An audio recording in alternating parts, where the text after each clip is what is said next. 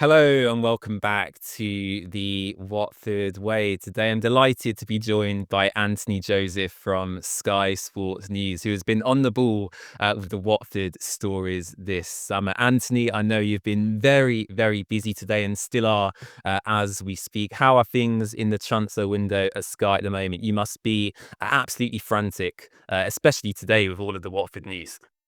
Yeah, very busy. Usually busy this summer, but this summer seems especially busy um, around this time of year as well. Usually things pick up around late July and into August, but yeah, it just feels like it's been non-stop since even the first transfer window, the mini one before the Club World Cup. But this one is just. I'm looking forward to it finishing, but there's still another 50 odd days to go. So Yes. yeah, it's been good, but it's been good to keep busy, especially during preseason. Transfers always do. And for everyone watching, what is your exact role at Sky Sports News? What do you do as part of the company?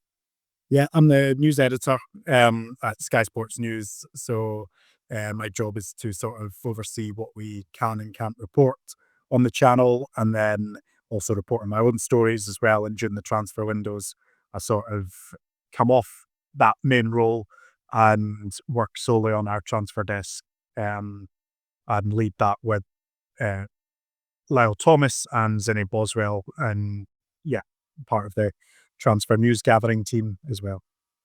Brilliant stuff. I know Sky Sports News is a massive part of everyone's transfer window, so we all appreciate your hard work. We'll start with the big Watford story that really broke in the last 24 hours. We actually just spoke to Luca a couple of hours ago about it as well. Nestoroi Irankunda. This is a fantastic acquisition for Watford, Anthony. From your understanding, how long have Watford been pursuing this story for? Because for a club in the Championship to secure a player of such ability and at such a young age, it's astonishing to me. So can you talk us through the process from start to finish and how the deal transpired really? Well, I think this really just shows the ambition of Gino Pozzo and the Watford staff at the moment. They really have an ambition to get up this season. They want to be a Premier League team. They feel like they are a Premier League club in the waiting. They've got the stature for it as well, and being a club very close to London, they can attract players of a certain caliber as well. And I think they're they probably just asked the question, as in many championship clubs would probably think Nestoria and Incunda is well out of their league and don't even ask the question. Gino Pozzo and the Watford's sort of staff who are dealing with this and the recruitment team, they are asking the questions. They are in touch with the intermediaries who are close to the player. Would they come to Watford? Would they, if we show an ambition and make him one of the main players, would he help us get to the Premier League and then next season be a Premier League footballer? That I think is going to be really exciting for Watford fans like yourself. If that ambition can be matched in the players they get and also performances on the pitch and results on the pitch and everything. But with Inankunda, like I said, it is just a case of I don't think any other championship club would have asked the question and that happened. And so they've managed to find a deal. And I think what this is a big deal. This is huge. So to get him for £2.5 million, um, I think it says a lot that about how highly regarded he is at Bayern Munich that they've inserted a 50% sell-on clause and a buyback clause. They see him as a future star. I mean, from what I've been told from people who've watched him play plenty of times. Like I just do the news. I don't really do the football analysis side of it. So um, I do speak to people who've been watching him, who've been scouting him, and they say he is one of the wonder kids of European football. So for Watford to get him is a real coup, and it says a lot that Bayern Munich wanted that 50% sell on and the buyback clause as well. So we understand that he's agreed a 5-year contract as well, so he'll be arriving at the time of us speaking. He is on a flight to London right now and is set to have his medical tomorrow.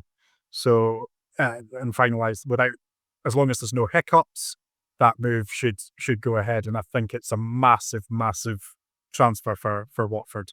Perhaps even the deal of the summer. I thought Norwich City signing Matthias Wiesgarden would be the deal of the summer in the Championship, but I think this might just top it. Wow. Okay. High praise from Anthony Joseph. Before we move on to the next player, I just want to pick your brains really on that 50% sell on, because we spoke to Luca earlier today, who said Watford in the future, if they want to, can buy back a percentage of that sell on to kind of reduce it down if they wish to. Is that a common thing in football for clubs to insert, significant sell on percentages, and people, well, from Watford's perspective, have any options to then buy that back at a later date? Can you talk us through how that process works from a footballing perspective? Yeah, hard to say whether it's common, but I think it's probably more often used in clubs who plan to be promoted or have ambitions to be promoted into a higher league. Because if Watford get into the Premier League, there's no doubt they will have increased revenue. They will have more money at their disposal. They will sort of be competing with Bayern Munich for players if they establish themselves as a Premier League club. So that that sort of tells me that, again, that shows the ambition that Watford have, and a great sort of way to negotiate a deal, I feel, because obviously Bayern Munich wanting 50% sell on and a buyback clause gives a lot of power to Bayern Munich, his old club.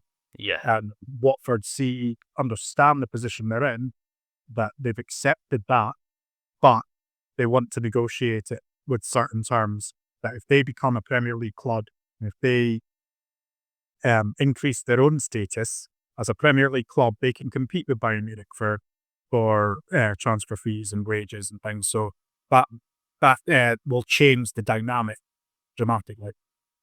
Interesting stuff. As Watford fans, we're delighted this has gone through. So we really appreciate you and Luca reporting this story. A story you reported, actually, Anthony, is in regards to Xavier Mbayumbe. He's a Dutch 23-year-old centre-back from Volendam in the Eredivisie. You said Watford and Southampton are interested. Does that mean Watford have held initial talks, or just that really we have interest in the player, but we haven't yet advanced in discussions to sign him? Yeah, I think what that tells us that we know that Watford have made inquiries through intermediaries regarding the player's side. They just want to get an understanding of what his situation is. Volendam are open to selling this summer. They are in a bit of financial trouble themselves, and they feel now is the time to start cashing in on what was a couple of years ago, maybe a 3 million, £4 million player. But we know that Watford and Southampton were both expressed their interest. Watford, in particular, have been monitoring him for at least 2 years now. They've been watching his progress since 2023, and myself and Lyle Thomas broke the story that Watford and Celtic had both made inquiries about him in 2023. So Volendam were not keen to sell. Their conditions, they were looking for £3-4 million. Watford and Celtic both didn't think that that was a fair valuation of him at that time, as what we would have been, 20, 21 or something like that at that time. So we know that there's plenty of interest in him. I see it's been reported today that Rangers and Ghent are also keeping an eye on him. Going back to 2023, Sampdoria also made a bid of £2.5 million. That was their third bid to Volendam, and that was rejected. So they mocked back plenty of offers, big offers for them to keep hold of their prized asset. And we also know in April 2024, he underwent surgery to get a defibrillator fitted in because he had an underlying heart condition. So that actually rules him out of transferring to certain countries. Oh, wow. So in Italy, he wouldn't be allowed to play. So Serie A clubs are not able to try to sign him. But England, as we know, with the Christian Eriksen situation, is a place where you are allowed to play with after having a defibrillator fitted. So that puts Watford in a good position. But also there are plenty of other clubs who are looking around and sniffing around him. So one to watch more than anything. It's not further down the line in any other way. Interesting stuff there from Anthony. Papa Diallo is another high-profile winger Watford have been linked with this window. A rivalry has seemingly developed between Watford and Norwich City for this one, and it emerged, I believe, yesterday morning that there may be issues with Watford and their ESC slots and how many foreign players we can actually sign this window. You can just give us a bit more insight into if Watford are firstly still interested in Diallo, when this deal may potentially happen, and why the delay is there. Is it due to these slots that Watford don't potentially have available to them at this moment in time? Yeah, well, I mean, it's more than interest. Watford are as far down the line as you can possibly go in a transfer, other than having him sign over the dotted line. So he's undergone a medical in France. That was on July the 4th, so a good couple of weeks ago now. And it, it's so far down the line, it was quite a shock when we discovered that Norwich were trying to hijack the deal. I had to go back to my Watford contacts and say, uh, he did have his medical, didn't he? And being reassured, yeah, yes, he had his medical, but because of the situation, I guess, because of the delay, it does allow other clubs to come in and perhaps provide a better offer to Metz first, and then to then speak to the player.